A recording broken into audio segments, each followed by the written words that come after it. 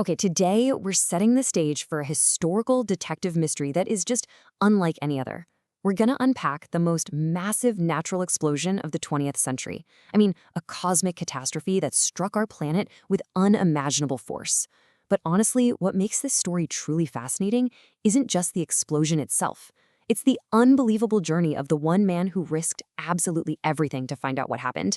So I want you to consider this staggering question. What if the largest natural explosion of the 20th century happened and literally nobody went to check on it for 13 whole years? Think about that. Had an explosion of this magnitude gone off on the eastern seaboard of the United States, or say over Western Europe, it would have easily been the undisputed event of the century. But this blast happened in 1908, deep in central Siberia. And the baffling silence from the scientific community that followed, it's honestly almost as shocking as the event itself. To get a sense of what we're talking about, let's look at the sheer, terrifying scale of what actually went down. On the morning of June 30, 1908, a brilliant fireball rained down from the sky. In just a matter of seconds, this intense heat radiated outward, and a massive shockwave flattened about 800 square miles of the Siberian taiga. I mean, that is a colossal chunk of dense boreal forest just instantly annihilated. Millions upon millions of trees gone. Reindeer herds panicked and fled, and local indigenous people 50 miles away were violently thrown right out of their beds and tents. Now, the reason the rest of the world was totally in the dark really comes down to location. The Stony Tunguska River region is incredibly remote. Isolated deep in central Siberia, it was practically uninhabited. There were no major towns or villages directly affected. And sure, local newspapers printed stories about blinding flashes, deafening rumbles, intense heat. But people in the more populated, civilized areas who read those accounts, they completely dismissed them. They just chalked the whole thing up to local superstition and wild exaggeration.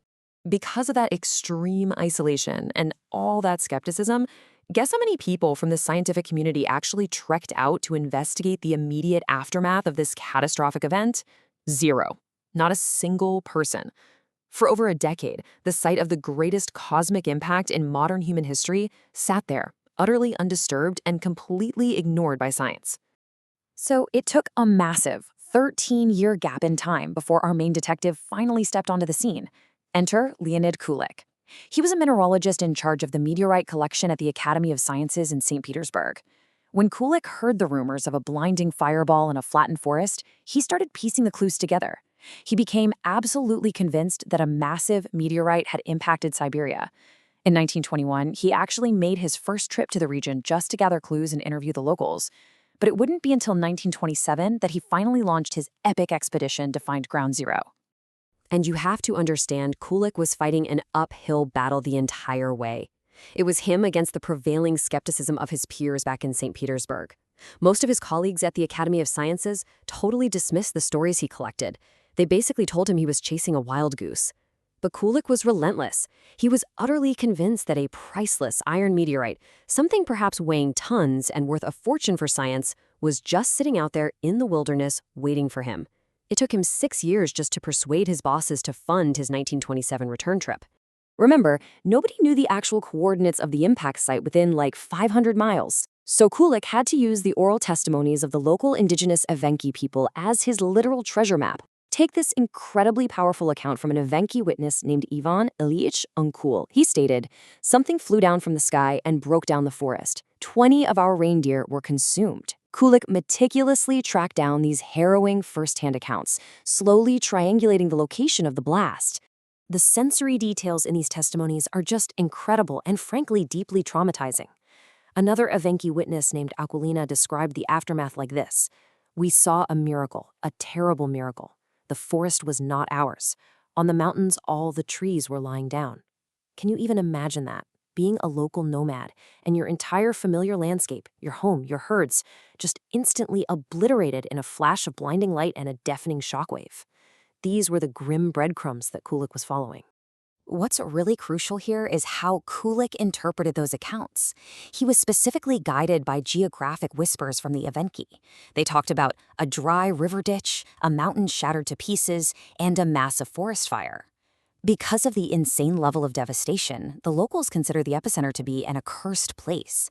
But for Kulik, an accursed, shattered mountain sounded exactly like the meteorite impact crater he was so desperately searching for.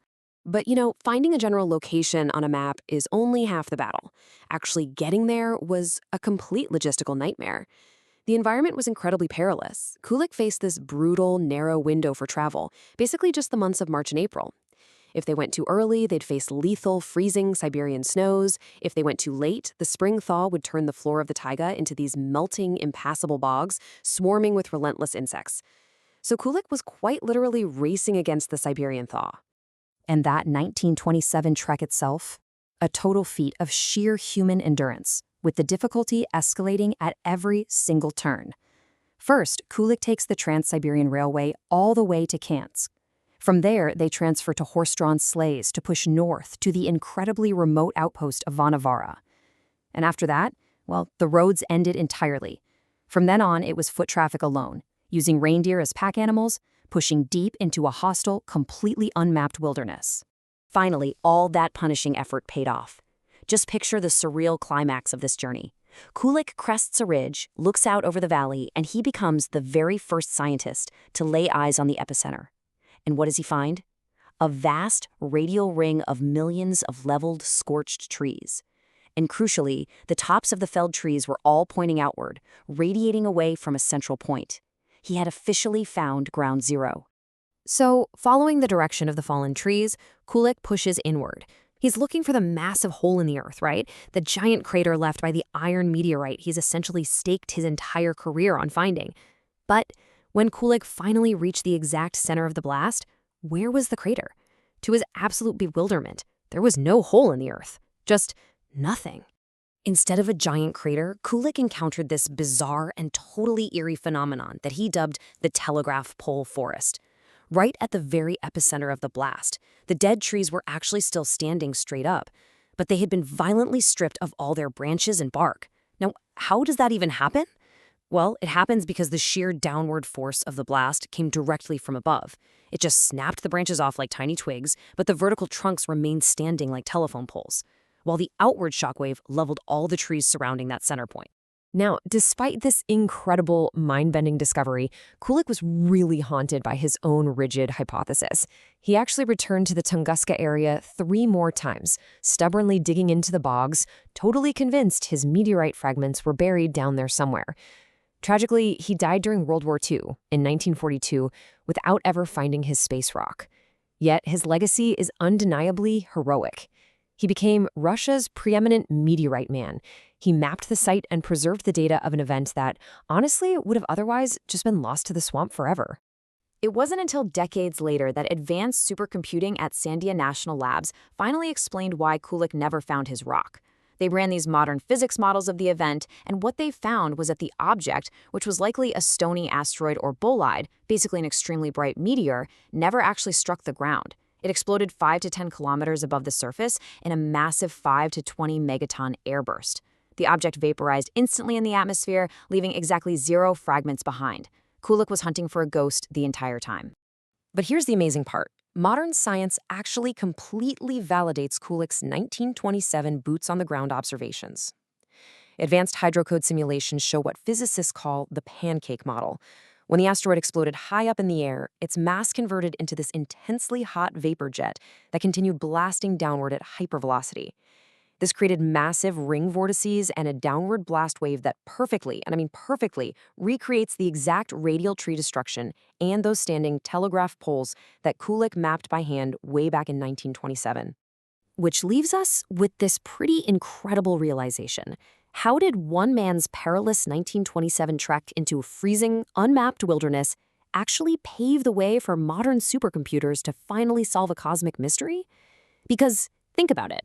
Without Leonid Kulik refusing to listen to the skeptics, without him interviewing the Evenki and racing that Siberian thaw to map out the telegraph pole forest, modern physicists wouldn't have the exact ground truth data they need today to understand the very real threat of low-altitude airbursts from the sky. Kulik didn't find his rock, for sure, but he gave us the key to protecting our planet. And that is absolutely something worth remembering. Thanks for joining me on this explainer, and keep questioning the world around you.